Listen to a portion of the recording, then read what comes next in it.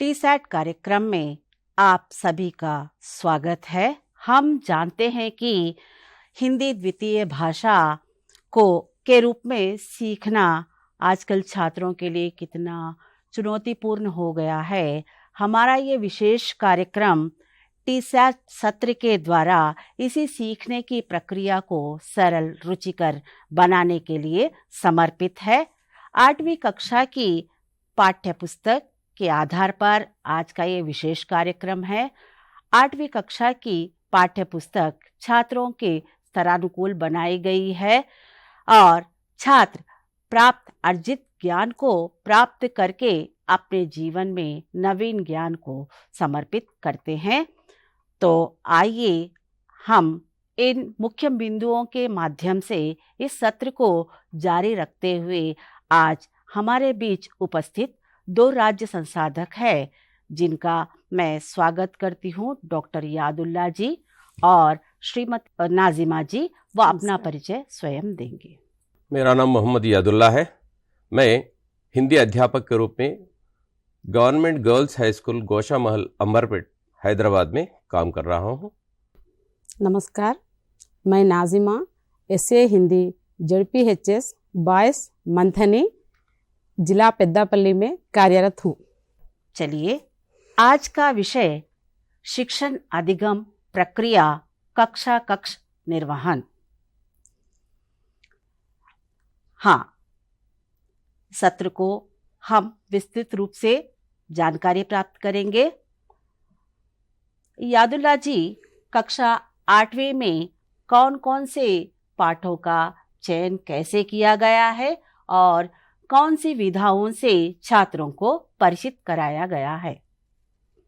जी, तेलंगाना सरकार यहाँ द्वितीय भाषा के रूप में हिंदी को स्वीकार किया है। द्वितीय भाषा के रूप में हिंदी को पढ़ा रहे हैं, इसीलिए 8वीं कक्षा के बच्चों के स्तर के अनुसार पाठ्यों का चयन किया गया है, जिसमें गीत है, निबंध है, कविता है, कहानी, साथ साथ संवाद, इस तरह के पाठों को इसके अंतर्गत लिया गया है। ये सारे पाठ बच्चों के स्तर के अनुसार और यहाँ के प्रांतीय आवश्यकताओं को और अपने परिसरों को ध्यान में रखकर इस तरह के पाठों का चयन किया गया है।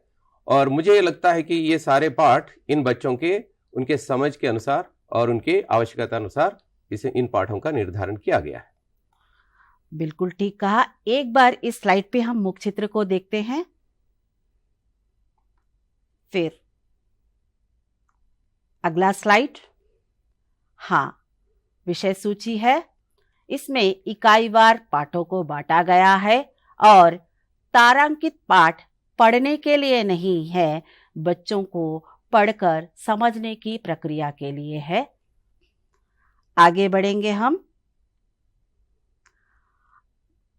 चलिए नाजिमा जी, आप 8वीं कक्षा की पाठ्यपुस्तक के बारे में एक बार फिर से विस्तृत जानकारी दें। 8वीं कक्षा की हिंदी पाठ्यपुस्तक की शिक्षण अधिगम संबंधी जानकारी प्रस्तुत कर रही हूँ। मुझे इस बात की बड़ी खुशी है कि इस मंच के माध्यम से आप सबसे जुड़ने का सौभाग्य प्राप्त हुआ। तो चलें अपने विषय पर प्रकाश डालें।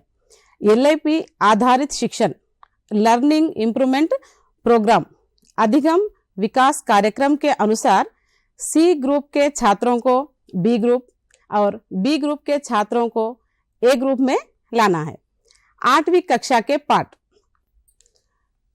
सीखने के प्रतिफल, इन पाठों के आधार पर सीखने के प्रतिफल प्राप्त करने के लिए भाषा कौशल, सुनना, बोलना, पढ़ना, लिखना, भाषा योग्यताओं और भाषा क्षमताओं का विकास करना है। यह विकास बालकों के हिंदी भाषा विकास के साथ साथ सर्वांगीण विकास में योगदान दे सकें।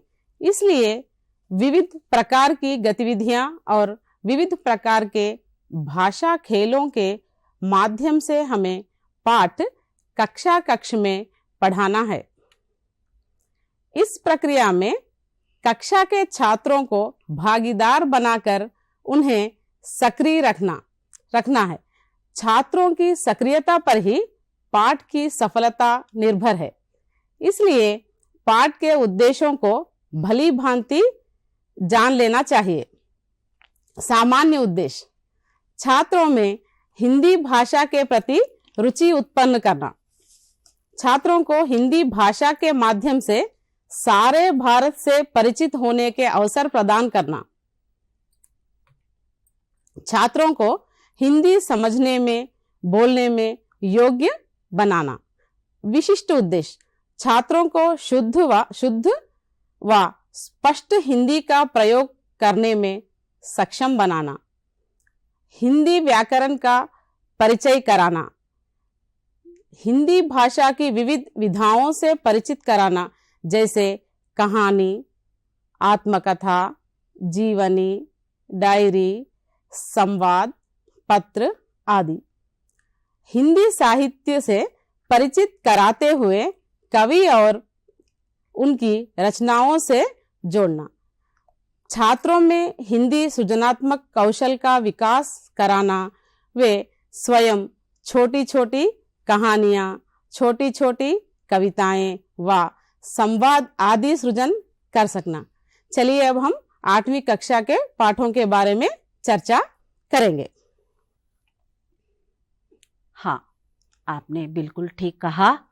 8वीं कक्षा की पाठ्य पुस्तक छात्रों के उद्देश्यों को पूर्ति करती हुई शैक्षिक मापदंड के आधार पर पाठवार का निर्माण किया गया है। एक बार हम फिर से शैक्षिक मापदंड को भी देखेंगे।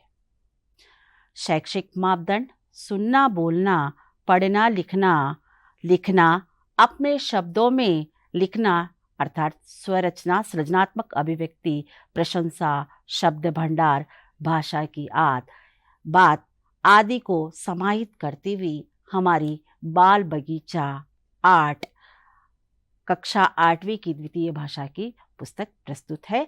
आइए हम इस पर विस्तृत रूप से चर्चा करेंगे।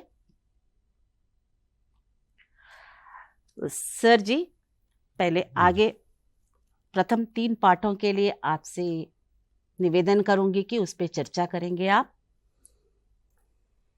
हाँ, ठीक है मैडम। 8वीं कक्षा के जो 4 भाग किए गए, जिसमें प्रथम इकाई के अंतर्गत 3 पाठ रखे गए हैं और एक अपठित यानी बच्चों के पढ़ने के लिए रखा गया है, जिसमें पहला पाठ है हम होंगे कामयाब। हम होंगे कामयाब शब्द के चयन में ये ध्यान रखा गया है कि हम यानी भारत एक विश्व को वसुदैव कुटुंबकम मानता है, इसीलिए विश्व के चित्र को सामने रखा गया है। उस विश्व के चित्र के अलग अलग तरह तरह के लोगों के सभ्यता संस्कृति को साथ रखते हुए उन सभी को एकता एकजुट बनाने और उनमें एकता को प्राप्त करने के लक्ष्य से इस पाठ को रखा गया है। दूसरी बात, इस पाठ के द्वारा यह बताने का प्रयास किया गया है कि बच्चों में दृढ़ विश्वास पैदा करनी चाहिए, परिश्रम के प्रति सकारात्मक भावना पैदा करनी चाहिए और परिश्रम, लगन और विश्वास के साथ विश्व को जीता जा सकता है। संसार में कोई भी ऐसा असंभव नहीं है जिससे हम प्रयास और विश्वास के साथ जीता नहीं जा सकता। यह पाठ मूलतः अंग्रेजी के एक गीत पर आधारित है, जिसके लेखक है चार्ल्स अल्बर्ट टिंडले, जिन्होंने अंग्रेजी में गीत लिखा है।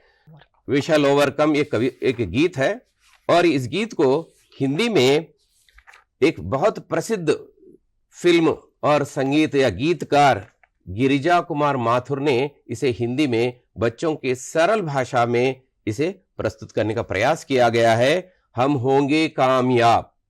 यह कविता की पहली पंक्ति बच्चों में विश्वास दिलाती है कि हम अवश्य एक न एक दिन विश्वास के साथ हम विश्व को जीतेंगे और विश्व में शांति लाएंगे और आगे चलकर जो भी डर भय समाज में है, अशांति हो, अनेकता का हो, अविश्वास का हो, इन सभी को एक न एक दिन हम जीतेंगे और शांति, विश्व शांति लाएंगे। ये बच्चों में विश्वास जगाने के लिए ये गीत प्रेरणादायक बना है। इसके अंतर्गत इस पाठ में बच्चों को ये गीत को लयबद्ध रूप में हम बच्चों को सिखाएंगे और विश्व के भारत के अनेक भाषाओं में गीत अनुवाद किया गया है और हिंदी में ये बहुत सरल शब्दों में इसे रखा गया है।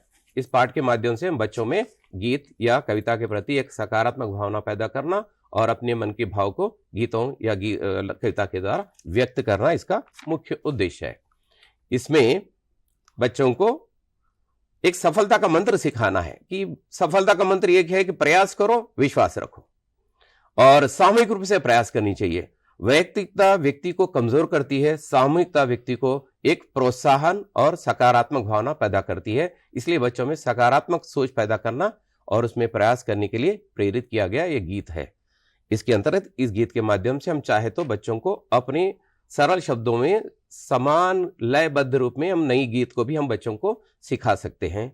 और इसके अंतर्गत कुछ वाक्यों का प्रयोग भी किया गया है, क्योंकि कविता में हम शब्द का प्रयोग किया गया है। हम शब्द का मतलब है बहुवचन रूप में बच्चों को यानी अनेकता को पैदा करने के लिए किया गया है। ऐसे हम, ये, वे ऐसे शब्दों का प्रयोग करके वाक्यों का निर्माण करने के लिए उन्हें प्रोत्साहित किया जा सकता है इस पाठ के द्वारा। दूसरा पाठ है, इसके अंतर्गत राजा बदल गया, एक कहानी पाठ है। सबसे बच्चों में रोचकता पैदा करने वाली विधा है कहानी। कहानी का मतलब है कहना, यानी इस कहानी की जो मुख्य बिंदु है, आप जितना चतुरता पूर्वक बच्चों के सामने शब्दों का चुनाव करेंगे, प्रस्तुत करेंगे, बच्चों में उतनी ही रोचकता पैदा होती है। और कहानी का प्रयोग, कहानी समझाते समय, सुनाते समय इस बात को ध्यान में रखना चाहिए कि जहां तक हो सके सरल से सरल बच्चों के स्तर के अनुसार शब्दों का चयन किया जाए, ताकि बच्चे अपने भाव को कहानी के माध्यम से, सरलता के माध्यम से व्यक्त कर सके।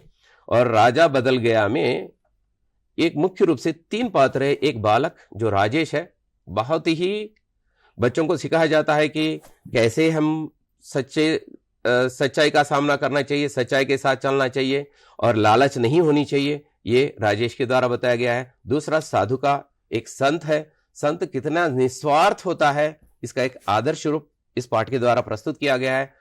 जब राजेश उस संत को पैसा जो मिला हुआ सिक्का उसे देने के लिए जब प्रयास करता है, तो साधु कहता है कि इसकी हमें कोई जरूरत नहीं है। यानी साधु समाज में एक आदर्श होनी चाहिए, वो निस्वार्थ होनी चाहिए, वो किसी पैसे, किसी वस्तु से लालच नहीं होनी चाहिए, ये पाठ में ये बताया गया है। तीसरी बात, राजा, जो राजा एक समाज का नेतृत्व करने वाला, समाज को दिशा निर्देश करने वाला, समाज को एक आदर्श रूप प्रस्तुत करने वाला एक नेता के रूप में प्रस्तुत किया गया है। और राजा यहां भले ही वो अपने राज्य के लिए लालच की भावना रखता हो, लेकिन ये लालच की भावना कहीं ऐसा ना हो कि उनके प्रजा में भी भावना पैदा हो जाए और आगे चलकर प्रजा भी पैसे को जमा करने या लूटने के उद्देश्य से इसे नैतिकता माने। इसलिए अनैतिक कार्य को इस राजेश पात्र के द्वारा राजा को यह समझाया गया है कि राजा पैसे का लालच नहीं, बल्कि जनता को एक नेतृत्व की भावना देकर उनमें एक त्याग की भावना और सहकारिता की भावना देना राजा का एक मुख्य कर्तव्य है। इसलिए राजा के लालच, जो पड़ोसी राज्य पर आक्रमण करे, संपत्ति को लूटने की जो भावना है, ये लूटने की भावना को राजेश के पात्र के द्वारा राजा को ये परिवर्तन करा दिया कि राजा का काम लूटना नहीं, बल्कि संपत्ति को जनता के बीच में बांटना है। संपत्ति इकट्ठा करना धनवान नहीं, बल्कि लोगों की मदद करना संपत्ति है। ये पाठ के द्वारा यह बताया गया है। इसमें इस पाठ के अंतर्गत व्याकरणांश कुछ दिए गए, विलोम शब्द दिए गए, विलोम या विपरीत शब्द कहिए। बच्चे सरल शब्द दिए गए, जैसे उदाहरण के लिए पास शब्दों का प्रयोग मैं पहले ही बताया हूं कि उनके बोलचाल, उनके अड़ोस पड़ोस के शब्दों का ही प्रयोग किया जाए। पास, दूर और छोटा, बड़ा, ऐसे शब्दों का इसमें प्रयोग किया गया ताकि बच्चे विलोम शब्द को अपने स्तर पर समझे और उसका प्रयोग कर सके। इसके अंतर्गत और एक व्याकरण शब्द दिया गया, विराम चिन्ह, बहुत जरूरी है। इस तरह के बच्चों में कहाँ रुकना चाहिए, कहाँ किस तरह पढ़ते समय शब्दों के बीच में कितना समय देनी चाहिए, कहाँ रुकनी चाहिए, इन सारे शब्दों को ध्यान में रखते हुए उसका प्रयोग करने के लिए विराम चिन्ह दिए गए। अलग अलग विराम चिन्हों का प्रयोग कहाँ किया जाए, कैसे किया जाए, ये बच्चों को देना चाहिए, क्योंकि पढ़ते समय, वे बोलते समय भाषा के भाव को स्पष्ट करने के लिए ये विराम चिन्ह उनके लिए बहुत ही सहायक होते हैं। और तीसरा पाठ है प्यारा गांव। और हमारा जो 8वीं कक्षा का बिल्कुल ग्रामीण प्रांतों को, क्योंकि हमारी 75% जनता ग्रामीण प्रांतों में रहती है और हमारा देश का मुख्य व्यवसाय ही किसान खेती बाड़ी है, और खेती बाड़ी से संबंधित एक गांव को चित्रात्मक रूप में संवाद के रूप में इसे लिया गया है। यह संवाद पाठ है। इस संवाद में दादा और उनके पोते दोनों के बीच में और ग्रामीण प्रांत में रहने वाले कामकाज यानी घरेलू उद्योगों के बीच संभाषण के रूप में इस पाठ को दिया गया, ताकि बच्चे समझे ग्रामीण प्रांत में किस तरह के लोग रहते हैं, ग्रामीण प्रांतों में कौन कौन से उद्योग चलते हैं, उन उद्योगों को संवाद के रूप में इस पाठ में प्रस्तुत किया गया है। ये 8वीं कक्षा के बच्चों को ही लिया गया है। संवाद में भी ये छुट्टियों के समय अपने गांव दादाजी के साथ गांव आते हैं, और गांव आने का जो यात्रा का भी बहुत ही सुंदर चित्रण किया गया है, जिसमें बच्चे बैलगाड़ी पर रेलवे स्टेशन से घर पहुंचते हैं। बैलगाड़ी से रेलवे स्टेशन से जब घर पहुंचते हैं तो जो बीच का चित्र है बच्चों को इतना मनोरम, इतना सुंदर उन्हें आकर्षित करता है कि बच्चे उस गांव के हरे भरे वातावरण को देखकर बहुत ही उत्साहित होते हैं। ये उत्साह बच्चों को प्रश्न पूछने के लिए प्रेरित करता है। यहाँ बच्चे दादा से प्रश्न पूछते हैं और दादा उसका समाधान देते हैं। वो सारे समाधान प्रत्यक्ष रूप में ग्रामीण प्रांतों में रहने वाले और ग्रामीण प्रांतों के घरेलू उद्योगों को ध्यान में रखकर दिया गया है, जिसमें बच्चे सुबह नाश्ता करके घर से जैसे ही बाहर निकलते हैं। इस पाठ का एक उद्देश्य है, ग्रामीण प्रांतों में लोग कैसे रहते हैं। भले वो भिन्न धर्म के लोग रहते हों, लेकिन सभी के बीच में कहीं ना कहीं चाचा, मामा, काकी इस तरह के संबोधन के साथ एक दूसरे से परिचय करते हैं। इससे पता चलता है कि लोगों में जाति धर्म महत्व नहीं, बल्कि उनके संबंध कितने मिठास और कितने अच्छे मधुर होते हैं, ये बताया गया है। इसमें ये पाठ का मुख्य उद्देश्य है ग्रामीण प्रांतों का परिचय कराना, ग्रामीण क्षेत्र के रहने वाले लोगों के रहन सहन, वहां के घरेलू उद्योगों से परिचित कराना इस पाठ का मुख्य उद्देश्य है। जिसमें लुहार, सुनार ये शब्द हम अक्सर सुनते हैं, लेकिन शहरी प्रांतों में इन बच्चों के लिए नया शब्द है, लेकिन ग्रामीण प्रांतों में रहने वाले बच्चों के लिए ये रोजमर्रा के जिंदगी से जुड़े हुए शब्द है। वे रोज इस तरह के लोगों को देखते हैं।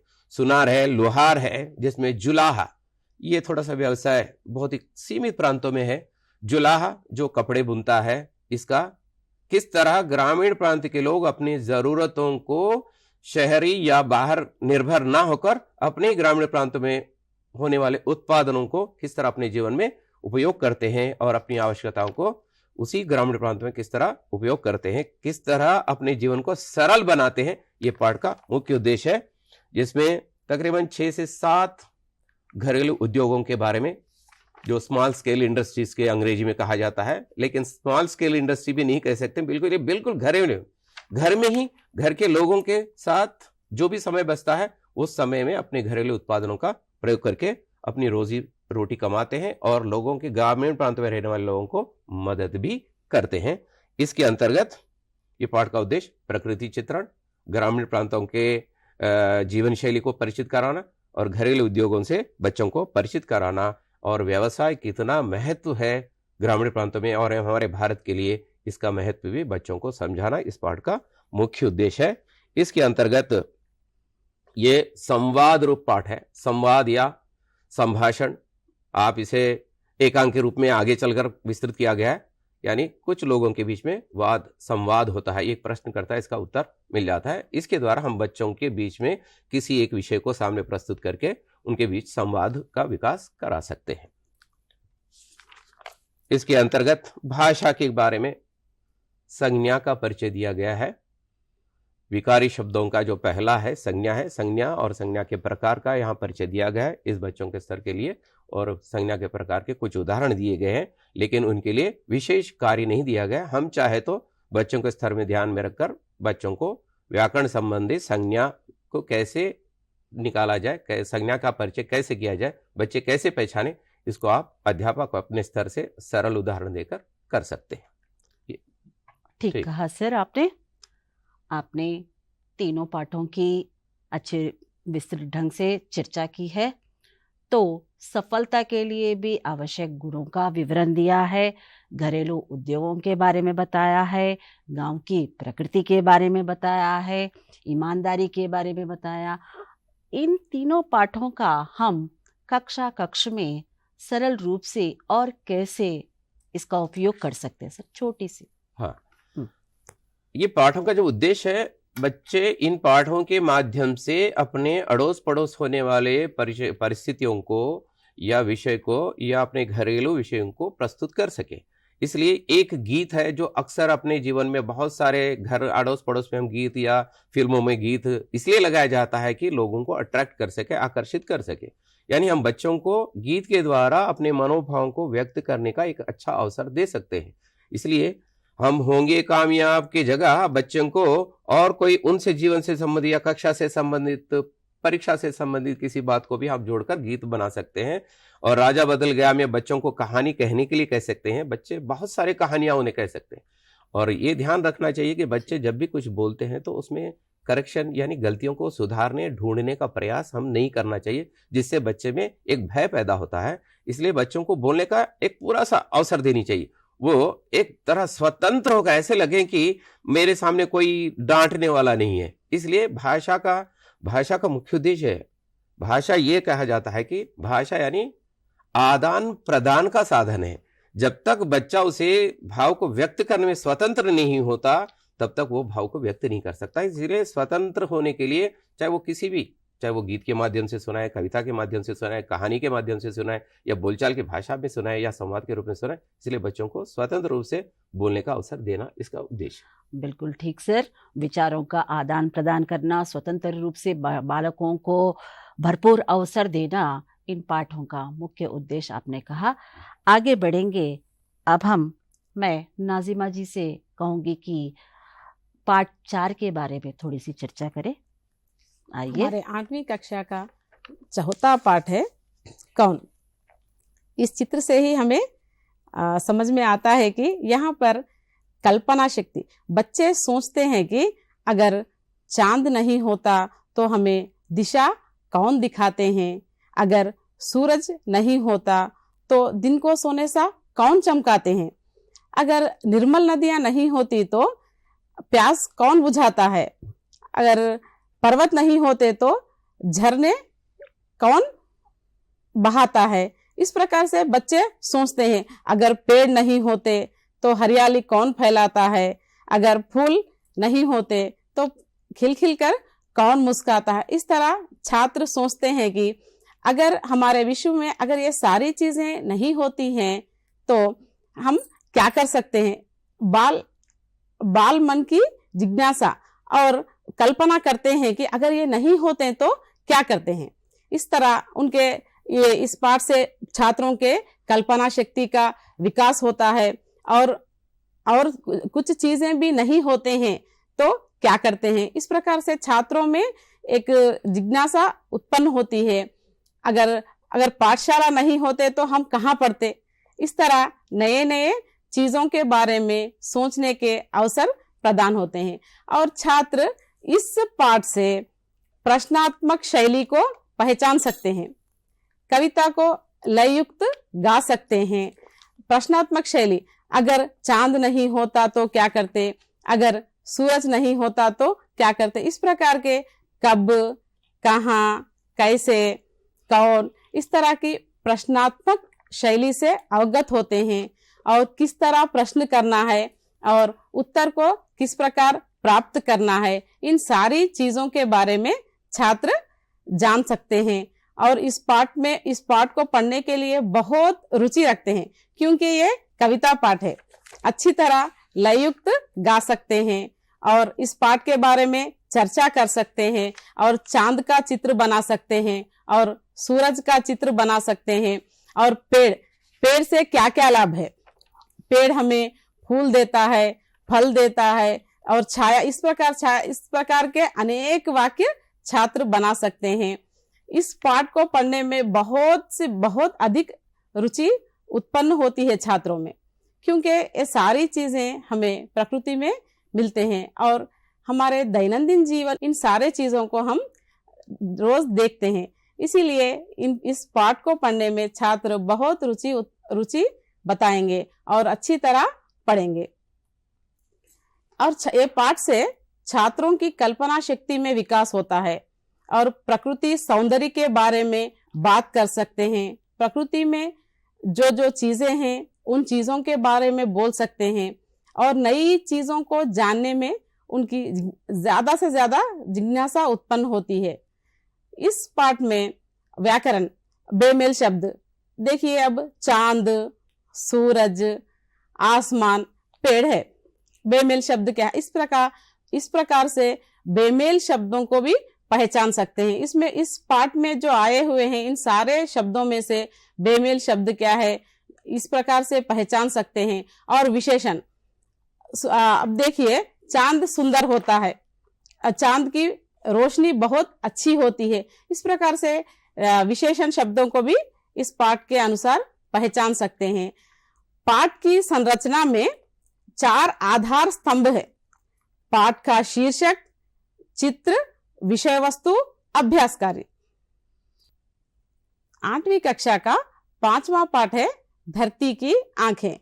देखिए, हम कहते हैं कि आवश्यकता ही आविष्कार की जननी है।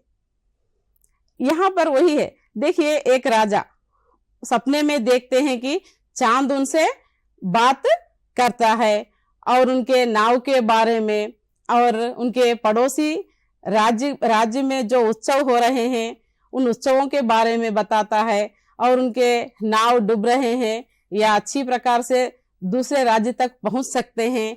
इस प्रकार से कृत्रिम उपग्रहों के बारे में अच्छी तरह इस पाठ में बताया गया है।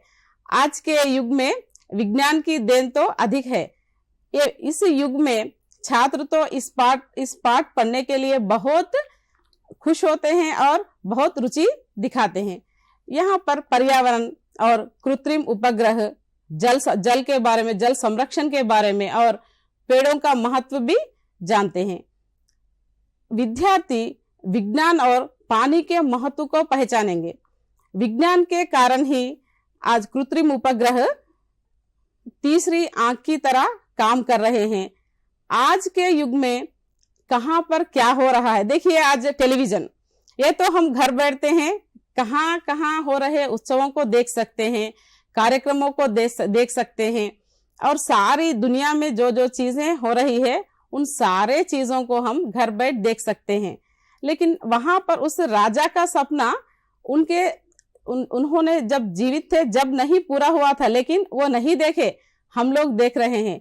उनसे चांद बात करना, उनके नावों के बारे में बोलना, पड़ोसी राज्य के उत्सवों के बारे में बोलना, ये सारी चीजें छात्र को रुचिपूर्ण होते हैं क्योंकि कृत्रिम उपग्रहों के बारे में छात्र जानकारी प्राप्त करते हैं। पर्यावरण के बारे में छात्र जानकारी प्राप्त करते हैं। इस पाठ पढ़ाते समय पर्यायवाची शब्द पे भी हम ध्यान दे सकते हैं। पेड़, वृक्ष, इस तरह अनेक अर्थ बता सकते हैं, पर्याय शब्द बता सकते हैं, वाक्य प्रयोग कर सकते हैं और सर्वनाम के बारे में भी जानकारी हम छात्रों को दे सकते हैं। और छात्र भी इस पाठ में कहाँ कहाँ ये शब्द आए हैं इन सारे शब्दों को रेखांकित करते हैं और वाक्य प्रयोग करते हैं, व्याकरणांशों का ज्ञान भी प्राप्त करते हैं। अब हमारा 6वां पाठ है दिल्ली से पत्र। देखिए, हमारे भाव दूसरों तक पहुंचाने के लिए, दूसरों के भाव हम जानने के लिए ये एक अच्छा साधन है। अब देखिए, मोबाइल में व्हाट्सएप का प्रयोग कर रहे हैं, ईमेल का प्रयोग कर रहे हैं, लेकिन प्राचीन काल में तो हम पत्र ही लिखते थे। ये पत्र 2 प्रकार है, औपचारिक पत्र, अनौपचारिक पत्र। जब हम एक दूसरे के भाव और विचारों का आदान प्रदान करने का ये एक माध्यम है। आज तो हम थोड़ा पत्र लिखना कम करे हैं, लेकिन हमारे छात्रों को इसकी आवश्यकता, इसका महत्व, सारे चीजों को हम बताना है और छात्र भी इस पाठ से सारे चीजों को जानेंगे। इस पाठ में दिल्ली शहर के बारे में बताया गया है। पत्र और इसके अंतर्गत, इस पाठ के अंतर्गत हम पत्र का प्रारूप भी छात्रों को अच्छी तरह समझाएंगे और विचारों को क्रमबद्धता किस प्रकार से एक क्रमबद्ध रूप में लिख सकते हैं, इसकी भी जानकारी छात्र प्राप्त करेंगे। और विशेषकर दिल्ली में देखने लायक स्थान कौन कौन से हैं? लाल किला और लोटस टेम्पल और दीवाने खास, इस तरह अनेक चीजों के बारे में छात्र जानकारी प्राप्त करते हैं। और विज्ञान यात्रा जाने के लिए और जाकर क्या क्या देखना है, किस प्रकार, ये सारी चीजें। और अब जाकर भी छात्र वहां पर जो देखे गए स्थलों के बारे में, स्थानों के बारे में लिख सकना और उसके बारे में बोल सकना, इस तरह के अच्छी आदत भी छात्रों में विकसित होती है। यहाँ पर सुनना, बोलना, पढ़ना, लिखना जो हमारे भाषा कौशल है, इनका भी विकास होता है। देखी गई चीजों को, सुनी गई चीजों को अपने भावों में व्यक्त करना, इस प्रकार से छात्रों में शब्द भंडार का भी विकास होता है। अब एक स्थान देखते हैं, उस स्थान के बारे में छात्र बोल सकते हैं और लिख भी सकते हैं। इस पाठ के अंतर्गत वाक्य प्रयोग करना हम सिखाते हैं और विशेषण के प्रकार भी छात्रों को सिखाते हैं। हाँ नाजिमा जी, आपने ठीक कहा।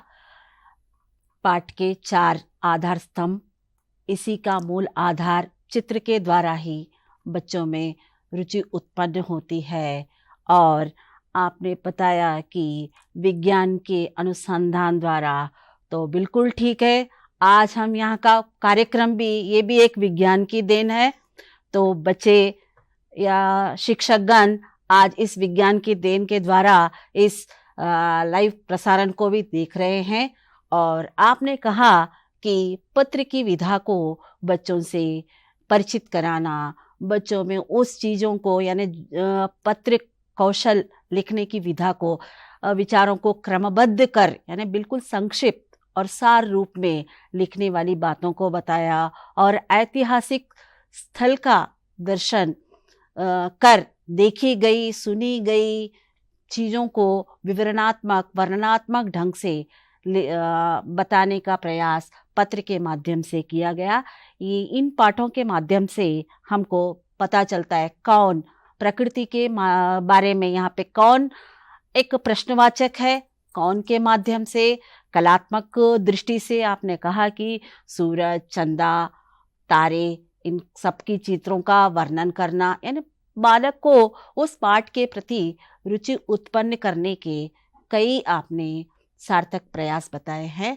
आपने बिल्कुल ठीक कहा कि बच्चे पढ़ी हुई, देखी हुई सामग्री पर चिंतनशील होकर उस पर अपनी अवधारणा को स्पष्ट करने का प्रयास करेंगे। अब हम आगे बढ़ेंगे। यादुल्ला जी, पाठ 7 पर आप चर्चा कीजिए। जी, कक्षा 8वीं के अंतर्गत पूरे कुल 12 पाठों में से अभी 6 पाठ हो गए। अभी 7वां पाठ है त्योहारों का देश। इस शब्द से ही, इस शीर्षक से ही देश को यह संदेश, विश्व को यह संदेश देता है कि भारत में जितने त्योहार होते हैं, शायद ही किसी विश्व के किसी भी देश में त्योहार होते हैं। यानी सारे विश्व में जितने भी त्योहार होते हैं वो सारे त्योहार हमारे देश में ही होते हैं। इसमें मुख्य चित्र यह दर्शाता है, मुख्य चित्र के द्वारा विभिन्न प्रकार के त्योहारों के चित्र को दिया गया है। आप एक तरफ ईदगाह, जहां ईद के बाद गले मिलने, और बाद में क्रिसमस जो इसी महीने में आने वाला है, क्रिसमस का परिचय चित्र के द्वारा दिया गया है। और एक संक्रांति है, अगले महीने में आ रहा है, संक्रांति है। और इस संक्रांति के संदर्भ में किस तरह ग्रामीण प्रांतों में यह त्योहार मनाया जाता है, पशुओं को पूजा की जाती है और फसलों की पूजा की जाती है। फसल को वहां का मुख्य धारा मानते हैं, तो इसलिए वहां का ये संक्रांति बहुत ही महत्वपूर्ण होता है। इन सारे त्योहारों को गीत के द्वारा, यानी कविता के द्वारा प्रस्तुत करने का प्रयास किया गया है। यहाँ पर कविता में हर एक त्योहार को कविता के रूप में प्रस्तुत किया गया है। गीत के द्वारा बच्चों को बहुत ही सुंदर तरीके से प्रस्तुत करने का प्रयास किया गया है। सारे त्योहार, देश में मनाए जाने वाले त्योहार एक प्रत्येक तिथि या दिनांक में आते हैं। हम दिन कहने से बेहतर है कि तिथि, इसलिए त्योहार तिथि से जुड़ा होता है। हमारे भारत में जितने भी त्योहार होते हैं वो डेट के माध्यम से नहीं चलते, बल्कि तिथि के माध्यम से चलते हैं। और बच्चों में थोड़ा सा तिथि हमारे तेलुगु के महीनों के नाम है उससे चलते हैं। बच्चे भले इससे परिचित ना हो, लेकिन जब फेस्टिवल कोई त्योहार आता है तो बच्चा जरूर समझ में आता है कि हाँ ये महीने में ये मास में ये त्योहार होने वाला है। इसमें आपको राखी त्योहार के बारे में, बहनों का जो प्रमुख त्योहार है राखी त्योहार को गीत के रूप में प्रस्तुत किया गया है। उसी तरह घर घर में मनाए जा रहे हमारे भारत के आज़ादी दिवस, स्वतंत्रता दिवस को बताया गया है कि देश के भारत में सबसे बड़ा देश का त्योहार बताते हैं। उस त्योहार के समय किस तरह शहीदों को हम याद दिलाते हैं। दशहरा, तरह तरह के क्रिसमस है, और सारे त्योहारों को कविता के रूप में प्रस्तुत किया गया। कविता के शब्दों के जितने भी शब्द लिए गए हैं वो सरल शब्दों का प्रयोग इसके अंतर्गत किया गया है। इस पाठ का मुख्य उद्देश्य है बच्चों को भारत की संस्कृति से परिचित कराना। भारत एक त्योहारों का देश है, यानी त्योहार किसी धर्म को, किसी विशेष जाति को सूचित नहीं करता, बल्कि धर्म सारे लोगों को इकट्ठा एकता में लाने का प्रयास है। त्योहार लोगों में खुशी मिलकर बांटकर बांटने का त्योहार है। सभी मिलजुल कर मनाते हैं। त्योहार किसी एक व्यक्ति से, एक परिवार में नहीं होता, बल्कि सारे लोग अपने अपने परिवारों के साथ, अपने समूह के साथ, अपने सगे संबंधियों के साथ मनाने वाला त्योहार है। त्योहार खुशी का प्रतीक माना जाता है, उत्साह का प्रतीक माना जाता है, इसलिए आप त्योहार को उत्सव भी कह सकते हैं। इसलिए त्योहार के शब्दों के केवल बच्चों को, बहुत सारे बच्चों में ये देखा है ईद और त्योहार में अंतर मानते हैं। ईद कहते ही बच्चे कहते हैं कि नहीं सर ईद तो मुसलमानों की है, त्योहार यानी हिंदुओं का है, यानी शब्द किसी जाति का प्रतीक बनता जा रहा है। ऐसा नहीं, शब्द भाषा भाव का प्रतीक है। इसलिए चाहे ईद कहो, त्योहार कहो, उत्सव कहो, पर्व कहो, ये सारे शब्द एक ही अर्थ को दर्शाते हैं। इस त्योहार पाठ के द्वारा बच्चों में एकता लाना और उनमें सामूहिक भावना पैदा करना, और हमारे भारत की संस्कृति भिन्नता में एकता, हमारा देश ही भिन्नत्व में एकत्व है। इसलिए कहा जाता है हमारा भारत सारे विश्व को प्रतिनिधित्व करने के योग्य इसलिए है क्योंकि अनेक जाति धर्म के लोग यहाँ मिलजुल कर इकट्ठा एक साथ रहते हैं, उसमें किसी प्रकार का मतभेद नहीं है। इसका उद्देश्य यही है। इसके अंतर्गत, इस पाठ के अंतर्गत बच्चों को इन कविता में दिए गए त्योहारों के अलावा और भी बहुत सारे त्योहार हैं, उन त्योहारों को बच्चों के द्वारा लिखवाना या बच्चों के द्वारा बुलवाना, त्योहारों की विशेषता समझाना। हो सके तो कोई ऐसा त्योहारों का एक उत्सव पाठशाला में मनाया जाए, ताकि बच्चे अपने अपने सारे घरों में मनाए जाने वाले त्योहारों को पाठशाला में एक साथ प्रस्तुत कर सके, ताकि बच्चों को पता चले कि हाँ ये त्योहार इस रूप में मनाया जाता है। और साथ ही साथ इस पाठ के द्वारा यहाँ पर महीने, हमारे भारत में जो यहाँ के भारत के महीने हैं, ये बच्चों को, बहुत कम बच्चों को मालूम है। 12, उन्हें ये बताना चाहिए कि हर भाषा, हर प्रांत में अपने महीने अलग होते हैं। जिस तरह रमजान एक महीने का नाम है, ईद का नाम नहीं होता। यानी मुसलमानों के लिए 12 महीने हैं, हिंदुओं के लिए 12 महीने हैं, अंग्रेजी में 12 महीने। ये बताना चाहते हैं कि समय एक ही है, हमने अलग अलग नाम देकर अलग अलग तरह बांटा है, लेकिन समय एक ही है। और वो चाहे आप जनवरी, हम अंग्रेजी के लोग जनवरी कहेंगे, ये लोग चैत्र मास कहेंगे, और रमजान में मुहर्रम पहला महीना आता है। इस तरह महीनों का परिचय और उस महीने में आने वाले त्योहारों को बच्चों के द्वारा सिखाया जा सकता है। और इसमें गृह कार्य के रूप में बच्चों को आप ये दे सकते हैं कि कौन कौन से महीने में कौन कौन से त्योहार आते हैं, उन महीनों के नाम और त्योहारों के नाम लिखने के लिए कहेंगे, तो बच्चों में थोड़ा सा त्योहारों के प्रति जागरूकता पैदा होगी।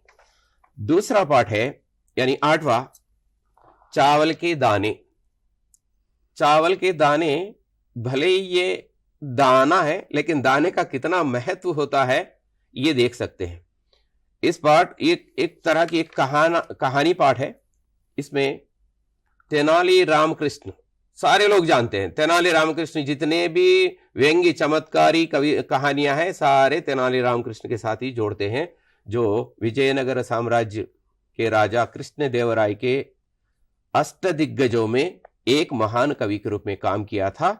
इस कहानी के द्वारा यह बताने का प्रयास किया गया है कि कोई भी वस्तु छोटी नहीं होती, उसको आप एक जमा करते जाएंगे तो वो समुद्र बन सकता है। कहते हैं कि समुद्र एक एक बूंद से ही बनता है। यहां पर भी यही बताने का प्रयास किया गया है कि एक चावल का दाने का इंपॉर्टेंस, महत्व नहीं होता, ऐसी बात नहीं है। आप एक चावल दूसरे दिन 2, तीसरे दिन 4, इस तरह आप डबल डबल करते जाएंगे तो 1 महीने में शतरंज के यहाँ बिसात के माध्यम से समझाया गया है। शतरंज के बिसात में जो 64 शायद 64 जो बिसात होते हैं उसमें पहले दिन 1 चावल, दूसरे दिन 2, तीसरे दिन 4, यानी दुगना। जब भी 1 रखता है तो उसका दूसरे दिन दुगना चावल जब रखा जाता है तो वो उसके बिसात के पूरे होने तक राजा के खजाने को खाली करना पड़ा, उसका भी कम पड़ जाता है। यानी भले ही राजा को लगा कि 1 दाने से क्या होगा, लेकिन वो 1 दाना एक दिन पूरे राजा के खजाने को खाली करने की शक्ति रखता है। तो इस बच्चों को यह बताने का प्रयास करना चाहिए कि कोई भी वस्तु छोटी नहीं होती, कोई भी काम छोटा नहीं होता, कोई भी काम आप अपने हिसाब से करो। वो काम हो या गिनती हो, संख्या हो, नंबर हो, व्यक्ति हो, छोटा बड़ा नहीं होता। वह उसकी पहचान खुद बनाता है कि वो कितना महत्व है। राजा के यहाँ दरबार में नौकरी कमाने के लिए तेनाली रामकृष्ण ने इस चतुराई को अपनी बुद्धि का प्रयोग करके राजा को संतुष्ट करता है और राजा इसकी बुद्धि की प्रशंसा करके अपने पास नौकरी रख लेता है। यानी हमें नौकरी सामने वाला देता नहीं, हम उस नौकरी को हासिल करने के योग्य हम बनना चाहिए। इसका उद्देश्य भी ये है कि किसी के पास जाकर नौकरी है पूछने से बेहतर है कि सामने वाले को एहसास दिलाए कि हम उसके योग्य है। ये राजा इस कहानी के द्वारा ये बताने का प्रयास किया गया। इसके अंतर्गत बच्चों में चतुराई, चमत्कारिता और तर्कता, यानी किस तरह अपनी बात को सामने वाले को किस तरह प्रस्तुत कर सकते हैं, ये सारे बातों को इस कहानी के माध्यम से सिखाने का प्रयास किया गया है। इसमें क्योंकि चावल का दाना यानी 1, 2, 3 जो दिया गया है, इसलिए इस पाठ में शब्द भंडार के रूप में संख्या का प्रयोग किया गया है ताकि बच्चे अंक सीख सके। इसमें 1 से 50 तक के अंक हिंदी में गिनती सिखाने का उद्देश्य भी इस पाठ के माध्यम से रखा गया है। और इसमें संख्याओं के साथ साथ 100, 200, 1000 इस तरह जो गिनती है, यानी अंकों को किस तरह हिंदी में गिना जा सकता है, इसका ज्ञान भी इस पाठ के द्वारा बच्चों को देने का प्रयास किया गया है। और 9वां पाठ है, बहुत ही आजकल के समाज में सबसे ज्यादा प्रभावित शक्ति है, मैं सिनेमा हूं। सिनेमा दुनिया को किस तरह आकर्षित करता है, उसका आरंभ कैसे हुआ, इस पाठ से दिया गया है। आप चित्र के द्वारा यह दिया गया है कि पहले रंगमंच होता था, यानी स्टेज पर लोग प्रत्यक्ष रूप से कुछ पात्र धारण करके उस विषय को प्रस्तुत करने का प्रयास किया जाता था। हमारे भारत में रंगमंच नाटक के रूप में, प्रत्यक्ष नाटक के रूप में प्रवेश हुआ है, लेकिन विदेशों में सिनेमा तकनीक के माध्यम से विश्व भर में प्रसिद्ध हो गई है। आज भी दुनिया में हॉलीवुड, बॉलीवुड जो है, हॉलीवुड किस तरह हमारे देश में प्रवेश किया है, इसका मैं सिनेमा हूं एक आत्मकथा के माध्यम से सिनेमा अपनी जीवन यात्रा को खुद छात्रों से के सामने प्रस्तुत करने का प्रयास है। सिनेमा अपनी कहानी को, अपनी जीवन गाथा को बच्चों के सामने सरल शब्दों में बच्चों को कैसे समझा रही है, इस पाठ का एक मुख्य उद्देश्य है। इसमें प्यारे बच्चों, यानी सिनेमा बच्चों से अगर बात करती है तो किस तरह अपने बारे में बता सकती है, यानी बच्चा खुद अपने बारे में अगर किसी को बताना हो तो कैसे बताए, ये कला का विकास भी इस पाठ का एक उद्देश्य है। इसके अंतर्गत टेक्नोलॉजी को, तकनीक का किस तरह प्रयोग किया गया है, प्राचीन काल में क्या था, आज क्या है। हम देखिए कक्षा में आज यहाँ बैठे हैं और सारे विश्व भर में इसका प्रसारण किया जा सकता है। यानी पहले ऐसा नहीं होता था कि किसी एक बात को दूसरे तक पहुंचाने के लिए सालों लग जाते थे, कभी कभी पहुंच नहीं पाती थी। लेकिन आज विज्ञान ने दुनिया को जीत लिया है और विज्ञान आज विकास का सबसे सशक्त साधन बन गया है। ऐसा बन गया है कि वैज्ञानिकों का कहना है कि विज्ञान के बिना देश का विकास होना या दुनिया का विकास होना असंभव बन गया है। आज हम विज्ञान के साथ कितना जुड़े हैं, यानी सुबह से शाम तक हमारा जीवन विज्ञान के बिना नहीं रह सकता। और विज्ञान सिनेमा के क्षेत्र में किस तरह आज उन्नति पाया है और टेक्नोलॉजी कितनी ज़्यादा विकसित हुई है, आज तो हम देख रहे हैं। पहले सिनेमा को हम सिनेमा घरों में जाकर देखते थे, आजकल टीवी में भी देख रहे हैं।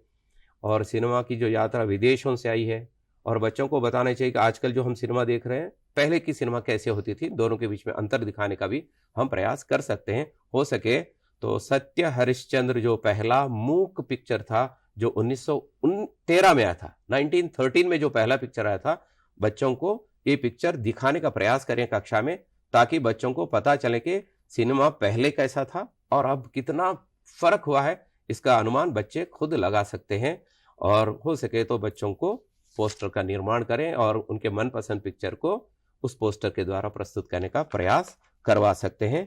इसके अंतर्गत पोस्टर भी सिनेमा पोस्टर दिया गया है और इसमें कुछ ज़्यादातर बच्चे सिनेमा के शब्द से अंग्रेजी शब्द जैसे डायरेक्टर, प्रोड्यूसर, एक्टर बच्चे जानते हैं, लेकिन हिंदी में नहीं क्या कहते हैं, थोड़ा सा मुश्किल हो जाता है। नेता अगर शब्द कहेंगे तो ज्यादातर बच्चे पॉलिटिकल के साथ चले जाते हैं, नेता नहीं, नेता है, अभिनेता जोड़कर हम उसे सिनेमा हीरो बना दिया है। अभिनेत्री शब्द का निर्माण यानी हिंदी में प्रयोग, सिनेमा में प्रयोग किए जाने वाले शब्दों को हिंदी में बताने का प्रयास करें और बच्चों को हो सके तो किसी एक फिल्म को, उनके मनपसंद फिल्म को हिंदी शब्दों में लिखने के लिए कह सकते हैं, ताकि उन्हें शब्द के साथ साथ सिनेमा का भी महत्व समझ सके।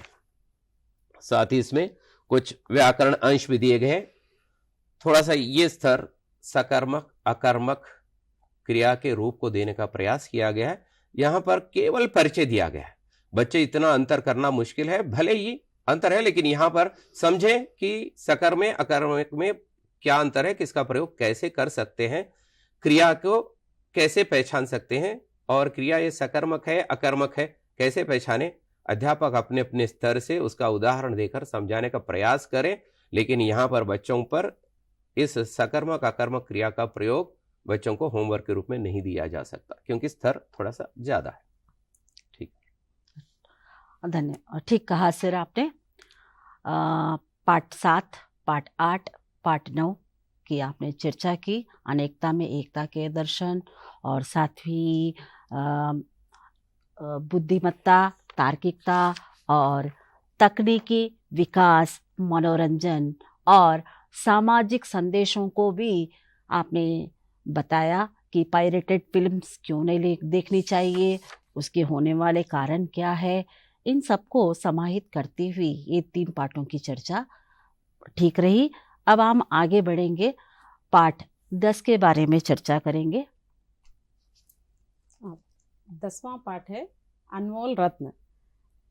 हर एक अच्छी बात अमूल्य होती है, क्योंकि अच्छी बातों को हम सीखने से अच्छा होगा। इसीलिए हम छात्रों को नैतिक मूल्यों के बारे में बताना है। अनमोल रत्न पाठ की विधा है दोहा। ये यहाँ पर अनमोल रत्न पाठ में 2 कवियों के बारे में दिया गया है। एक कवि है तुलसीदास जी और एक कवि है रहीम जी। इन दोनों के बारे में, इनके जीवन परिचय के बारे में बताया गया और दोहे किस प्रकार होते हैं और दोहा से छात्रों को परिचित करवाया गया। दोहे देखने में दो ही पंक्तियों में होते हैं, लेकिन ये गागर में सागर भर देने वाली बात जो होती है यहाँ हम कह सकते हैं। लेकिन ये दोहों से जो हम समझने का अर्थ होता है और उसके अंतर्गत जो भाव होते हैं, ये सारी चीज़ें हम देख सकते हैं कि दोहों के माध्यम से जो कवि है उन्होंने हमें अच्छी अच्छी बातें बताए हैं। ये दोहों से छात्रों में नैतिक मूल्यों का विकास होता है। मानवीय गुणों का महत्व बताना इस पाठ का उद्देश्य है। मानवीय गुण क्या होते हैं और नैतिक मूल्य, अच्छाई बुराई, जो काम बच्चे करना है जो नहीं करना है, और इन सारे चीज़ों के बारे में इन दोहों के माध्यम से तुलसीदास जी ने और रहीम जी ने बताया है।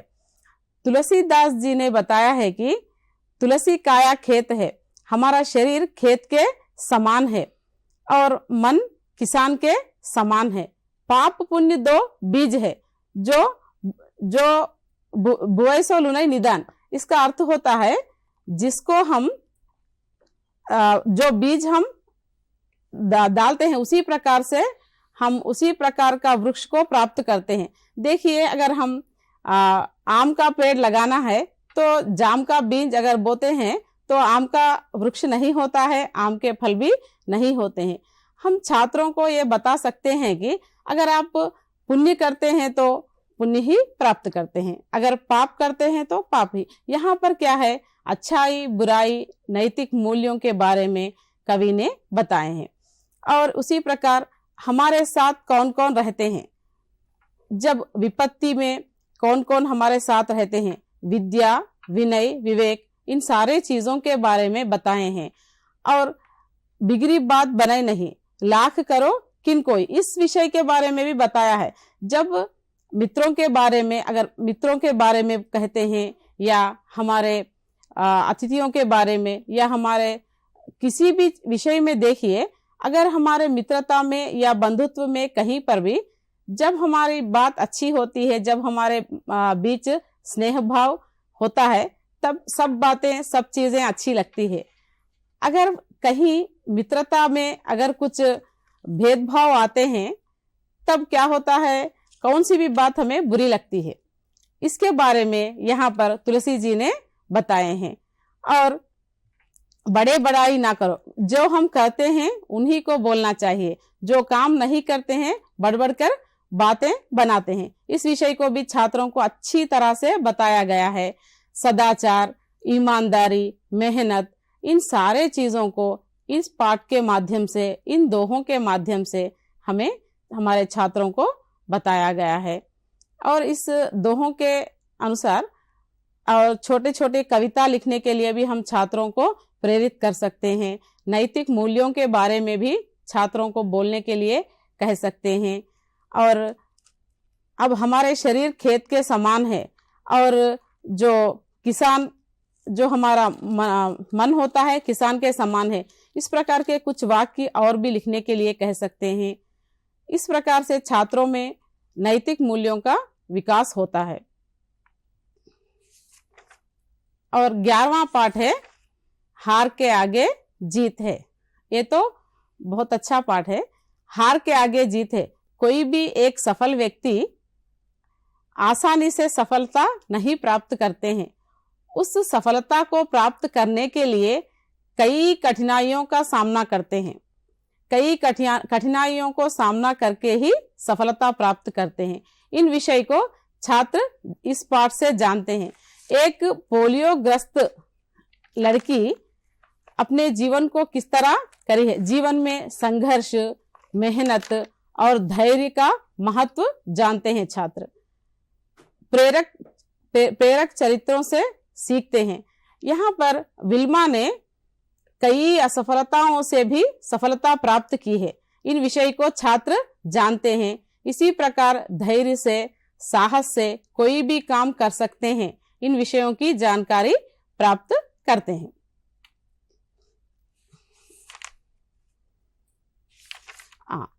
अब देखिए हमारा 12वां पाठ है, बढ़ते कदम। इसकी विधा है डायरी, दिनचर्या। जो हम दैनंदिन जीवन में जो काम करते हैं उनको लिखित रूप देना। सुबह से शाम तक हम जो काम करते हैं उनके बारे में लिखित रूप में रखते हैं। हम हमारे भावनाओं को दूसरों को पहुंचाने के लिए और हमारे यादें सजाने के लिए हम डायरी लिखते हैं। व्यक्तिगत अनुभवों को डायरी में लिखने की कला इस पाठ से छात्र सीखते हैं।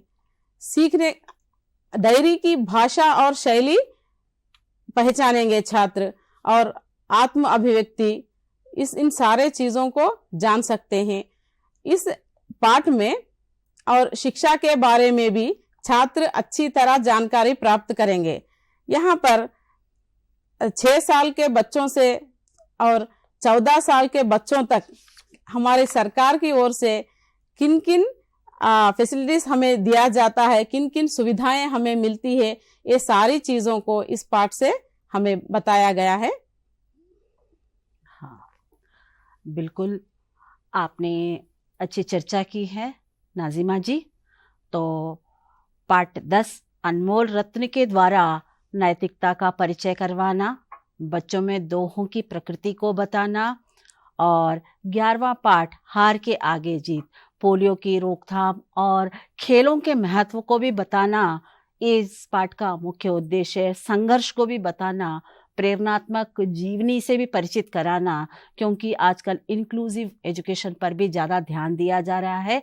बच्चे उस पर भी ध्यान देंगे। और 12वां पाठ है बढ़ते कदम, जो डायरी के रूप में है और शिक्षा के जो हमारी सरकार ने यानी संपूर्ण भारत में शिक्षा के महत्व को बताया गया कि 6 से 14 वर्ष के बच्चों को निःशुल्क शिक्षा मिलती है। बच्चे पढ़े, सब पढ़े आगे बढ़े, ये सारी विचारों की अभिव्यक्ति को सार्थकता करता हुआ बढ़ते कदम पाठ है। तो इन सारी विधाओं से परिचित कराते हुए हमारे पाठ के अभ्यास भी सुनना, बोलना, पढ़ना, लिखना, सृजन, प्रशंसा और शैक्षिक मापदंड के आधार पर ही सारे पाठ समाहित है। तो थोड़ी सी समस्याओं पर भी कुछ 1-2 अंश पर हम चर्चा करेंगे। तो यादुल्ला जी, कविता पाठ पढ़ने के लिए छात्रों में कौन सी समस्या आ रही है?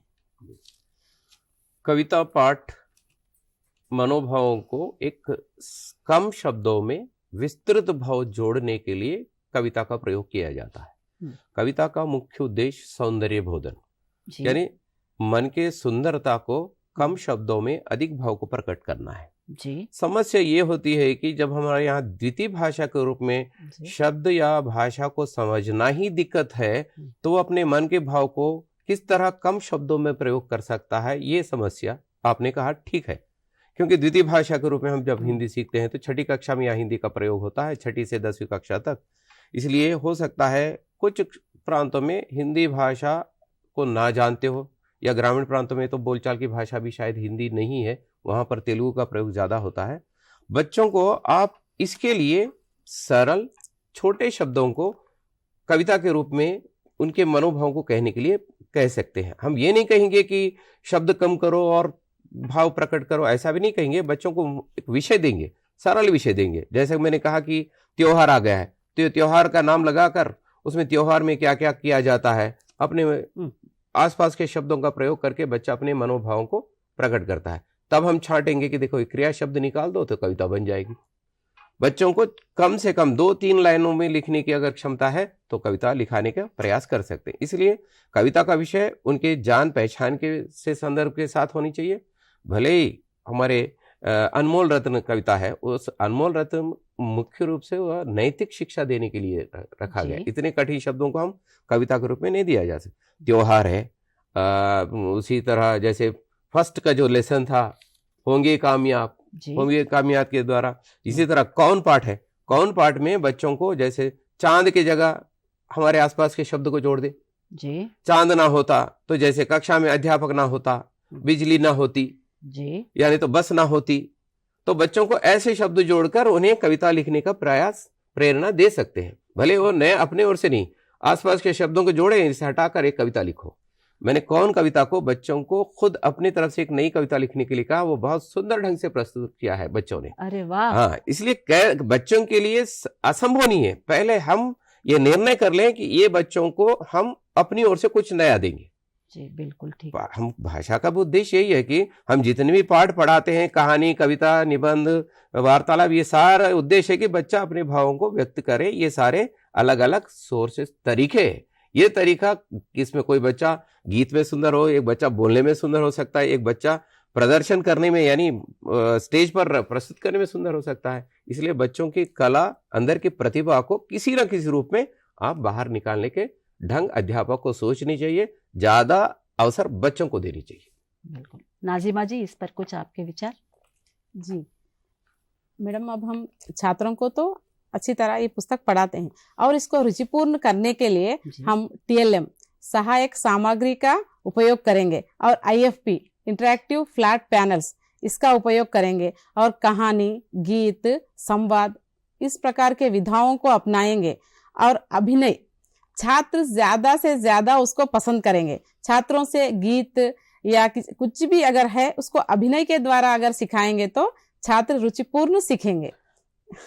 बिल्कुल ठीक कहा आपने कि कविता की पंक्तियों को हाव भाव के साथ प्रस्तुत करना और कविता पाठ संबंधी आए हुए शब्दों को निज जीवन के शब्दों को लेकर जोड़ते हुए हम पाठ पढ़ाने का प्रयास करेंगे।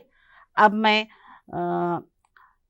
विभाग की ओर से धन्यवाद देती हूँ। आपने अपना अनमोल समय निकालकर यहाँ पर प्रस्तुति दी। धन्यवाद सभी का।